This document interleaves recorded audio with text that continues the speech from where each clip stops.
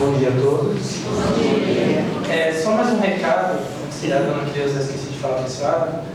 Quem tiver interesse de fazer a ficha de psicografia, como o dia 19 é a psicografia, nós não fazemos a ficha no dia.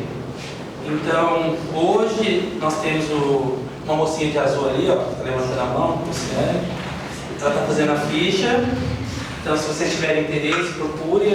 Ela vai pedir algumas informações, vocês passam para ela. Ou se não, semana que vem vai ser o último dia de preenchimento da ficha. Então, quem tiver interesse, dia 19 nós vamos ter um dia sempre diferente, né, Ju? Por conta da quantidade de pessoas, os irmãos espirituais que vêm aqui visitar os parentes. Então, até semana que vem, quem tiver interesse pode estar vindo e estar fazendo essa ficha. Teve um dia que eu fiquei, na verdade, enrolando vocês até o palestrante chegar, né? Porque o palestrante se perdeu e aí eu comecei a falar um pouco sobre a questão da casa espírita. Eu não falo enrolado no sentido de uma brincadeira, tá, gente? Porque a casa espírita que recebe vocês hoje, ela se estabeleceu de uma forma que houve muito trabalho da parte da espiritualidade para que um trabalho como esse pudesse ser realizado. Houve grandes embates entre ideias religiosas que muitas vezes perseguiam muitas pessoas e fez com que elas tivessem sua vida de uma certa forma muito difícil, para que a mensagem do Cristo pudesse ser entendida de uma forma diferente. Hoje, graças a Deus, nós temos espaços para fazer nossas reuniões, nós temos atendimentos que fazemos para poder auxiliar todos aqueles que aqui chegam. Então, esses trabalhos que estão sendo realizados foram frutos de muito estudo, de muito sacrifício, e graças a Deus nós temos hoje uma casa que nos recebe, não somente essa, mas as milhares que existem no planeta. E é importante saber o que uma casa espírita oferece para todos que aqui estão.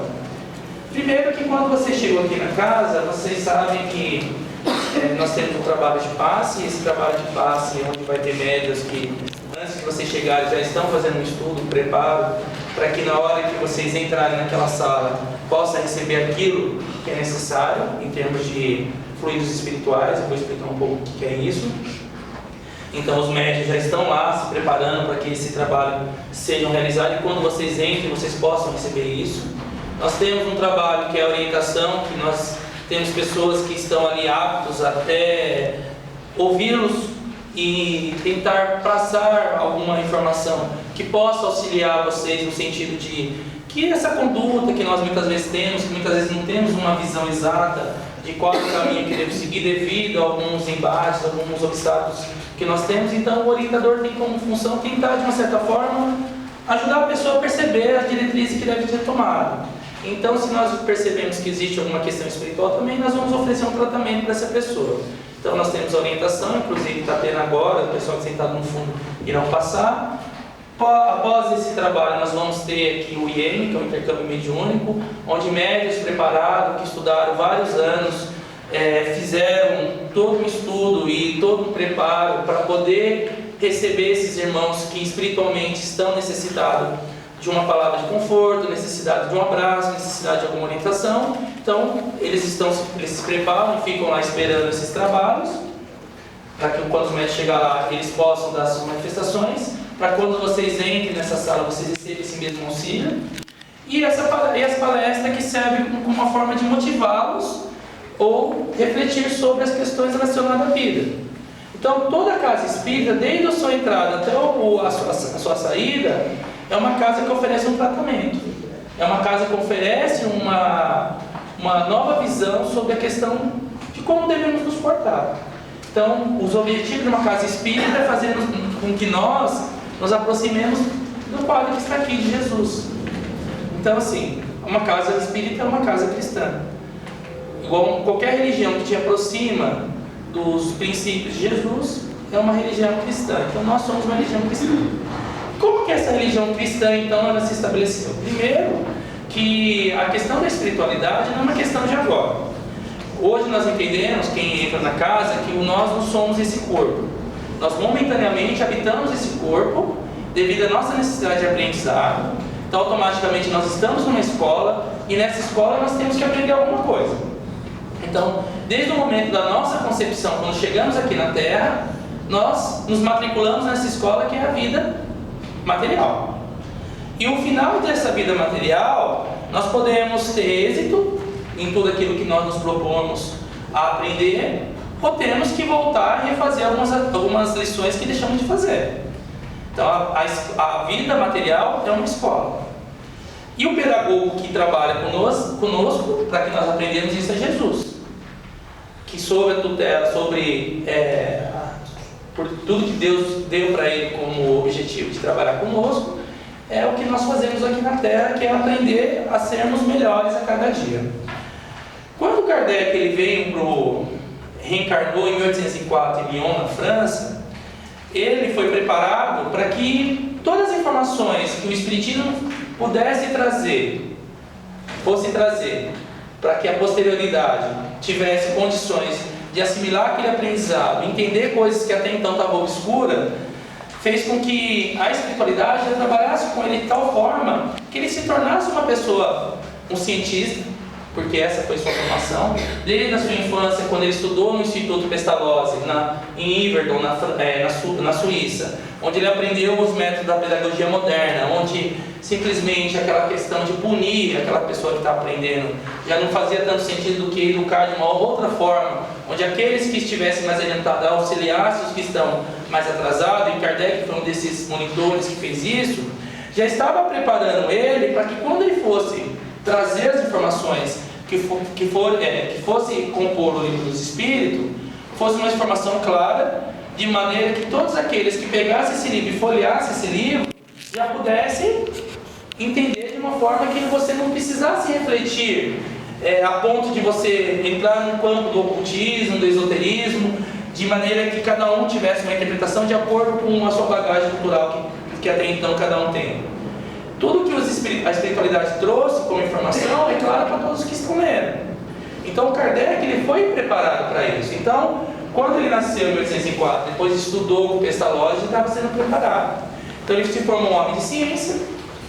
Então ele aprendeu sobre a questão da astronomia, a questão da medicina, sobre outras áreas que até então estavam se desenvolvendo na época.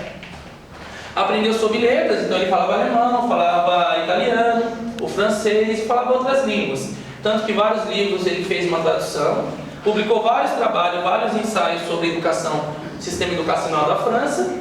E até então, nesse momento, ele não se reconhecia ou não usava o pseudônimo de Kardec. Na verdade, ele tinha o nome de batismo de Hipólito Leon Denisard de Vail. E quando ele teve contato com as primeiras atividades espirituais, que até então começou no Novo Mundo, na América, em Nova York, que ficou uma vez, eu até fiz uma palestra sobre isso, com as irmãs Fox, no oeste de Nova York, numa cidade, num vilarejo.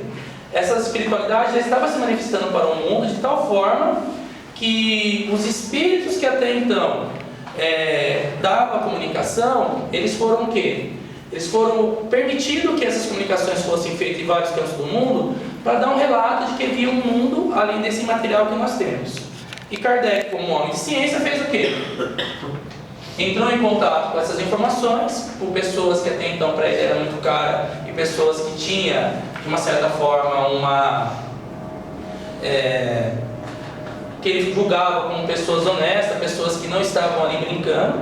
Então ele começou a participar dessas reuniões e ele percebeu que havia sim ali um fenômeno que até então foi conhecido como fenômeno das mesas girantes, onde as pessoas se reuniam em volta de mesas, colocavam a mão sobre essas mesas e as mesas levantavam e batiam e elas respondiam de acordo com as perguntas que eram feitas.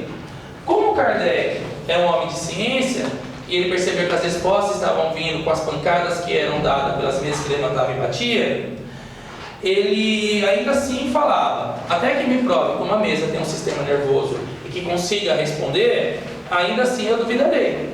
Porque se a mesa está dando uma resposta inteligente, a causa tem que ser inteligente. E eu sei que aquela mesa é feita de madeira e a madeira é um objeto inerte. Então, por trás daquela manifestação havia alguma coisa que estava se respondendo. E aí foi o quê? Que ele começou a investigar e descobriu que havia um mundo espiritual. E esse mundo espiritual foi se manifestando não somente para ele, mas para diversas partes do globo. Então, as pessoas que até então brincavam, faziam as reuniões, vamos tomar um chá e vamos brincar, vamos participar das mesas girantes. começaram a estudar aqueles fenômenos de uma forma mais científica. E Kardec começou a direcionar isso.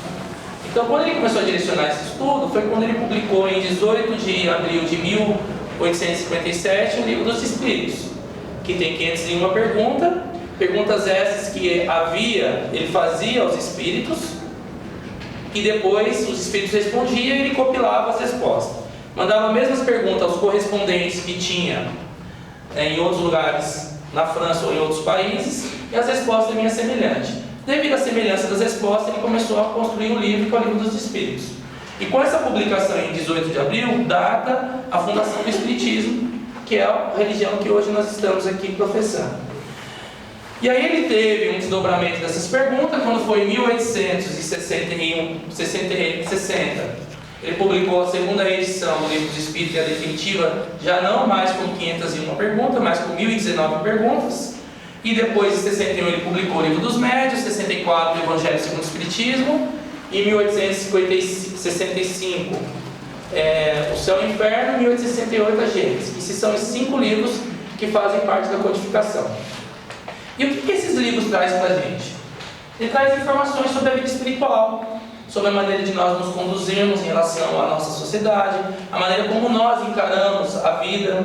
Muitas coisas que para nós até então, ou para os espíritos de época, até então ficava obscuro, começou a se clarear à luz do Espiritismo. Então, quando ele começava a fazer perguntas sobre ciência, que até então para o homem era um tabu falar, por exemplo, da criação divina, que não fosse sob o ponto de vista das religiões que falavam que Deus criou o mundo em 6 dias. E aí quando ele vem com a Gênesis falando que na verdade são 6 eras geológicas, onde as camadas geológicas vão se sobrepondo, onde existe períodos de cataclismo, onde esses períodos não durou um dia, mas durou milhares, milhões de anos, onde as camadas foram se assentando, onde cada ser vivo foram se organizando como uma estrutura até chegar a evoluir. Tudo isso Kardec tratou nesses livros.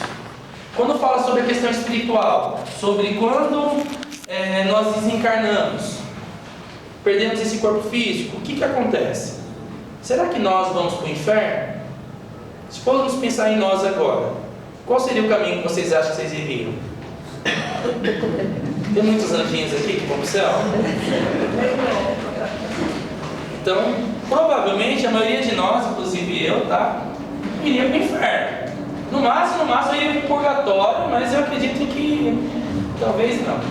Quando Kardec ele trata esse assunto, quando ele fala sobre a questão das recompensas futuras, que ele trata no livro Céu e Inferno, que ele falava sobre a questão de como a religião via essas questões das punições, muitas vezes como uma forma de você criar um medo nas pessoas, a ponto dessas pessoas se submeterem às vontades daqueles guias religiosos que até então eram o que comandava a época. Ele começou a tratar os assuntos de uma forma mais clara. E ele começou a colocar Deus no seu devido lugar. Como assim? Até então Deus era um Deus injusto, porque ele punia seus filhos. Por mais que a gente fala, o cara fez maldade durante 80 anos da sua vida, então esse cara merece ir para o inferno. Só que nós entendemos o inferno como o quê? Como um lugar circunscrito, um lugar do ambiente físico, ou no centro da terra, onde está lá o núcleo das terras com aquelas lavas queimando. Aquela pessoa vai ficar queimando eternamente. O sofrimento, o diabo com o chifre lá se açoitando o tempo todo.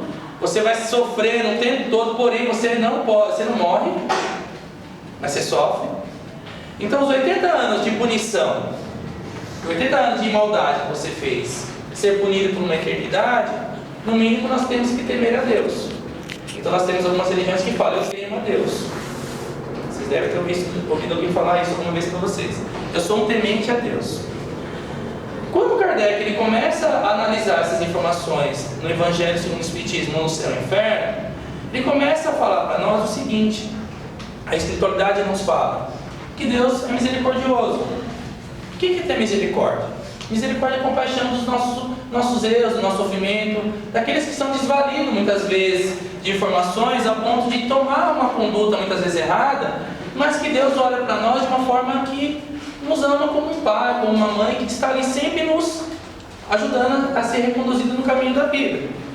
E essa misericórdia foi a mesma misericórdia que Jesus, quando veio para a terra nos mostrar como devemos conduzir, passou.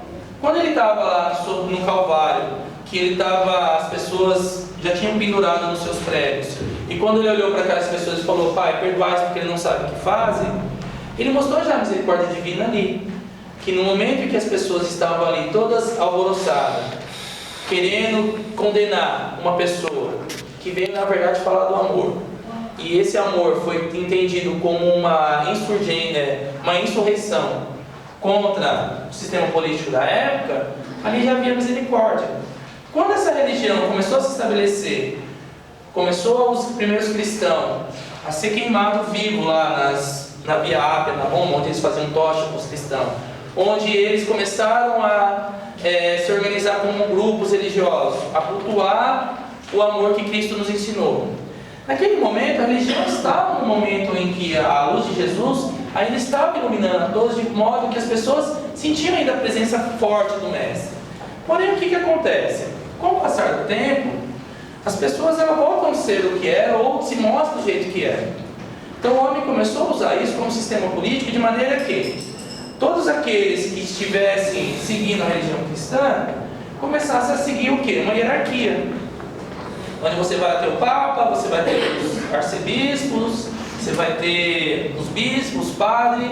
Todos aqueles tinham como missão o quê? Conduzir o rebanho que somos nós, ou aqueles que estavam na época, que são os cristãos que estavam se formando.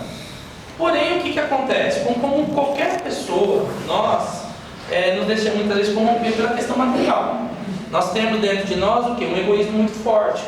Deus, quando nos criou simples e ignorante.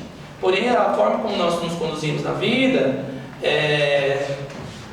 nós temos nosso livre-arbítrio para poder nos conduzir. Então, se nós temos, por exemplo, opção de entrar na direita ou entrar na esquerda ou seguir em frente, e eu opto por entrar à esquerda, se na esquerda eu tiver algo que vai me causar mal, quem escolheu fui eu, segui aquele caminho. Eu tenho o caminho da frente e tenho o caminho do lado, porém eu escolhi seguir esse caminho. Só que Deus, Ele não nos deixa sozinhos nesse momento. O que Ele faz? Ele nos dá guias. Pessoas que viveram, que passaram por essa mesma situação antes de nós, que nos falam: o caminho melhor para você seguir é o da direita. Só que quando nós chegamos aqui na Terra, nós somos seduzidos por muitas coisas que a matéria nos oferece. O que acontece? Nós muitas vezes esquecemos dessas orientações e vamos para onde? O lado que para a gente é mais confortável. E aí onde começam os erros e onde começa a acumular uma série de coisas que vai nos colocando numa situação muito difícil. Automaticamente esses erros vão sendo acumulados conforme nós vamos vivendo. Então o que vai acontecer? Quando o Espiritismo ele chega e é estabelecido como uma doutrina, onde os Espíritos vêm nos orientar, que Jesus como guia maior nos colocou o amor como meta final, onde nos deu o livre-arbítrio para nós conduzirmos as nossas ações de acordo com a nossa vontade, mas Ele também nos colocou o quê? Sobre uma ótica de que tudo que nós fizermos aqui na Terra, existe uma consequência. Se eu pego uma bola, jogo no fundo e ela volta para mim, a mesma intensidade que eu joguei, vai voltar para mim. Então quando nós nos colocamos numa situação em que a nossa vida ela é conduzida de uma maneira inadequada, nós vamos criando débitos. Nós estamos jogando as bolinhas. Tudo vai retornar.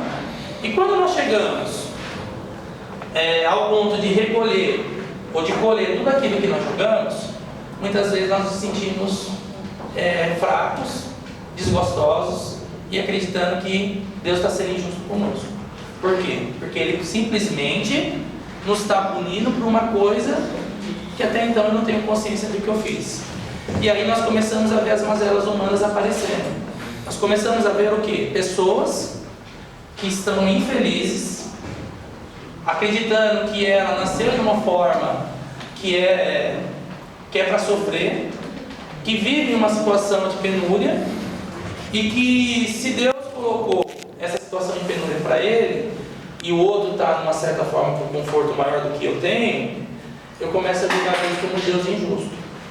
E aí nós vamos ter fenômenos sociais, fenômenos dentro de nossa sociedade, bem interessante. E quando você chega, você tem uma religião, onde essa religião ela te oferece oportunidade de reflexão, onde todos que aqui estão têm condição de refletir sobre a sua ação e tentar mudar a sua conduta, só que para isso você exige muito esforço. Não é todo mundo que olha para dentro de si e fala: realmente eu estou errado, realmente eu magoei meu irmão, realmente tem que fazer uma coisa para reparar isso. Então eu vou pedir perdão para o meu irmão, mas não só o perdão, eu vou tentar reparar o mal que eu fiz. Então nesse momento eu estou fazendo o quê? Uma reforma íntima, tentando me reconduzir a um caminho mais justo, mais honesto, e tentando de uma certa forma crescer e evoluir. Só que quando eu chego em um outro local e alguém fala: seus pecados estão perdoados, e que simplesmente só basta você se arrepender e acabou, no mínimo aquele que eu fiz o mal continua com um sentimento negativo em relação a mim. E o que vai acontecer comigo? Eu criei um débito com aquele meu irmão, porém para mim foi resolvido no momento que eu me arrependi. Só que Deus, Ele dá para nós a oportunidade do quê? Do trabalho. E o trabalho é o quê? Olhar para o próximo, estender a mão para aqueles que estão precisando. Se nós olharmos para nós agora, sentado, vestido, tomamos o café da manhã, chegamos em casa, temos condições de ter um teto para nos abrigar, uma coberta para nos aquecer, nós já temos uma vantagem enorme em relação a muitos irmãos que estão por aí, passando frio, passando fome, passando uma série de necessidade. E quando nós temos a oportunidade de oferecer um prato de comida que alguém está pedindo, ou alguma situação nos colocou para a gente estender a mão para esse irmão, e nós simplesmente viramos a cara, simplesmente aquele talento que Deus nos deu está sendo mal usado. Então nós temos uma série de situações que a gente muitas vezes não reflete sobre elas. Então o Espiritismo, quando ele veio e mostrou para o homem essa oportunidade de fazer essa reforma íntima, de refletir sobre as nossas ações, ele nos deu a oportunidade de entender o seguinte: somos seres espirituais. Se somos seres espirituais, a nossa vida não é material. Então qual seria o maior objetivo de nós? Viver no mundo espiritual. Só que então por que nós temos que viver na matéria? Por que nós temos ainda o peso da matéria sobre nós? Sendo que quando eu leio aqueles livros espíritas, eu fico extasiado quando fala: os espíritos volitam. Sabe o que é volitar? Eles flutuam, eles saem daqui, atravessam a parede, vai para outro lugar. A leveza com que eles se conduzem no plano espiritual, isso é relativo, tá? Tem gente que espírito que se rasteja, né? A maioria não consegue passar numa porta até. Não tem nem perna. Mas assim, aqueles espíritos lá no André Luiz que volitam, tem aqueles aeróbos, né? Todos aqueles equipamentos, fala assim: poxa, que legal, né? Todos eles têm uma série de coisas que eu gostaria de ter. Por que então estou na terra rastejando? Mal consigo andar direito, que eu tenho um problema no joelho, mal consigo me movimentar. Por que isso acontece? O que a terra nos oferece como oportunidade? Então a terra se tornou essa escola. Toda vez que nós entramos na escola, a primeira coisa é você se disciplinar. Eu já vou ter um horário, eu vou ter que entrar, eu tenho sinais, eu tenho que ter uma refeição, eu vou ter que aprender certas matérias, depois eu vou sair, eu vou ter que fazer uma lição de casa. Então nessa pedagogia divina nós temos tarefas a ser cumpridas. Se fosse do outro lado, nós estivéssemos vivendo apenas a vida espiritual. Aqueles que assistiram aquele livro ou filme Nosso Lar, vocês perceberam que tem um momento que uma senhora vai pedir um favor com um dos ministros do Nosso Lar. E ele fala assim: tudo bem, a gente pode dar, mas o que a senhora está fazendo em troca do próximo? Que trabalho a senhora está realizando? A mulher falou assim: trabalho. Né? Um trabalho. Assim, você precisa ter um trabalho, fazer alguma coisa em prol do próximo, para ter alguma coisa em troca. Então muitos de nós talvez ficássemos lá sentados o tempo todo sem fazer nada, como se fosse uma férias. Tem pessoas que confundem trabalho com penúria. Acham que trabalhar simplesmente é você carregar um saco de cimento e encher uma laje. O trabalho é constante.